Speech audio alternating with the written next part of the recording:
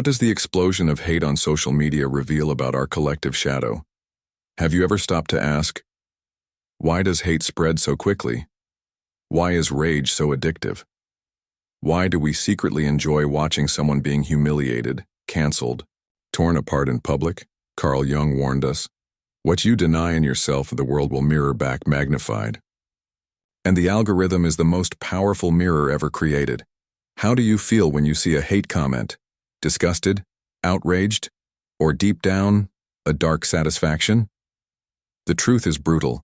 The collective shadow lives inside us, and it loves to hate. Every controversial post, every viral outrage, every cancellation is not just news.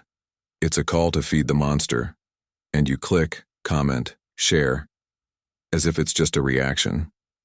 But it's a choice, a confirmation, a surrender. The collective shadow is the part of us that wants to judge, wants to punish, wants to feel superior by tearing others down. And the algorithm knows this. It knows that hate drives engagement, that outrage hooks, that indignation becomes an addiction. You think you're staying informed, but you're being trained to hate. You think you're acting with justice, but you're just projecting your own frustrations onto others. What does the explosion of hate on social media reveal about us? It reveals we're losing the inner war, that our shadow isn't being integrated. It's being fed.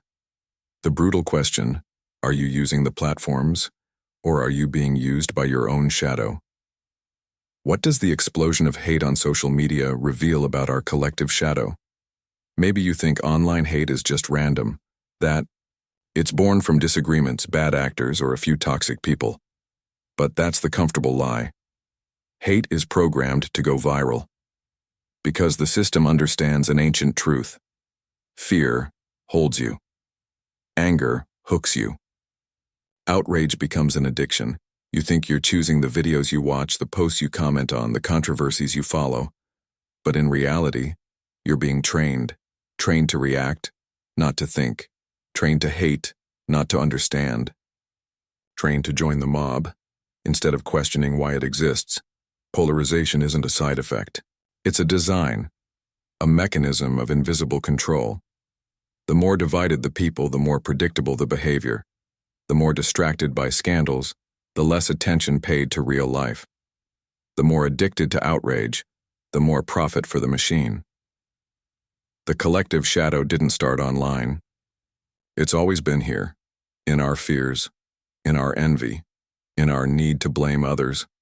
But the algorithm turned the shadow into a product. It turned outrage into currency. It turned anger into a spectacle. Every hate video you watch is training you. Every inflammatory comment you leave is conditioning you. Every time you give in to the emotion, you drift further from who you really are. The question isn't if the system manipulates you, it's how much longer will you allow it? What does the explosion of hate on social media reveal about our collective shadow?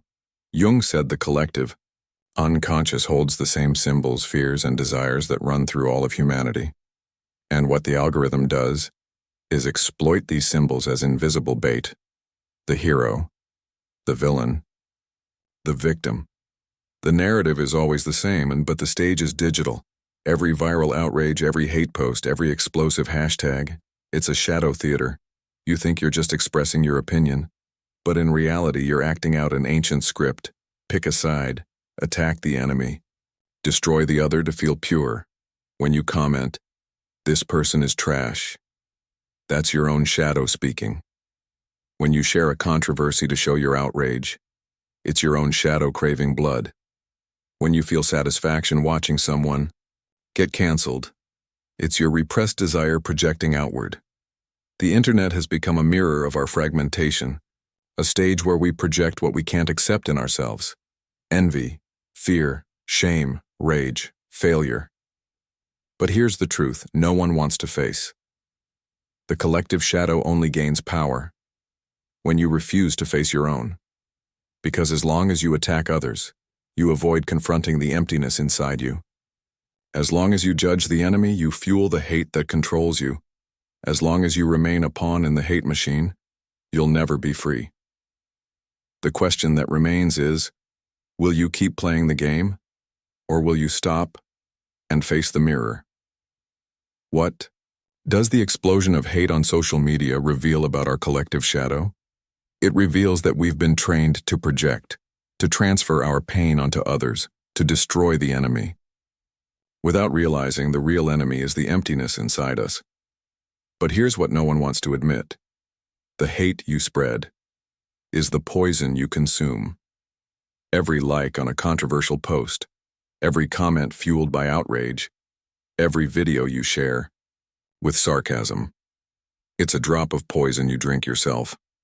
The collective shadow only loses power when you choose to break the cycle. When you choose not to react. When you pause the emotion and ask, why does this affect me so deeply? Awakening is becoming the outlier in the game, the one who observes but doesn't attack, the one who feels anger but doesn't feed the mob, the one who sees the controversy but chooses silence. Reframing is understanding. The other is not your enemy. The feed is not your life. Digital validation is not your identity. You don't have to be just another cog in the hate machine.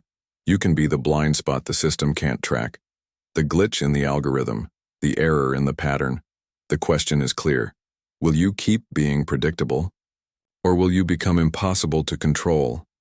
What does the explosion of hate on social media reveal about our collective shadow? It reveals that hate is addictive, and resisting it is an act of courage. The algorithm doesn't want you calm. It wants you to react. It wants you to click, comment, share, to play the game of endless outrage. Dark resilience is looking at the chaos and refusing to be swallowed by it. It's seeing the provocative post and choosing not to comment.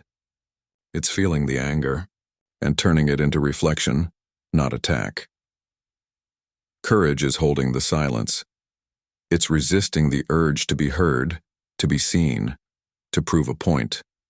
It's understanding that true strength lies in not getting dragged by the current. Self-mastery is realizing that someone else's hate is not an invitation for your own, that their anger is not a reason to lose your peace, that the noise of the crowd does not define your voice. They want you predictable, an automatic reactor of emotions. Another, inflamed profile in the data feed, but you can be the one who doesn't bend, the one who doesn't respond, the one who observes, and chooses the path of clarity. The final question is simple. Will you be just another soldier in the online emotional war? Or will you be the master of your own consciousness? What does the explosion of hate on social media reveal about our collective shadow? It reveals that we are on the edge of a psychological collapse, that we've traded dialogue for attacks, reflection for reaction, awareness for impulse.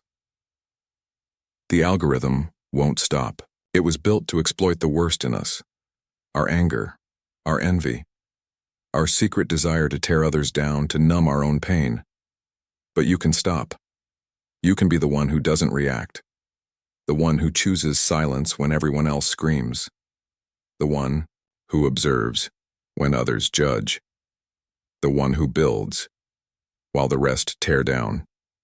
Write in the comments, I am not controlled by the algorithm. That's your declaration of resistance, because viral hate only grows when you feed it. The collective shadow is real, but you can choose to be dragged into the chaos, or to be the point of light in the darkness. The choice is yours, and it starts now.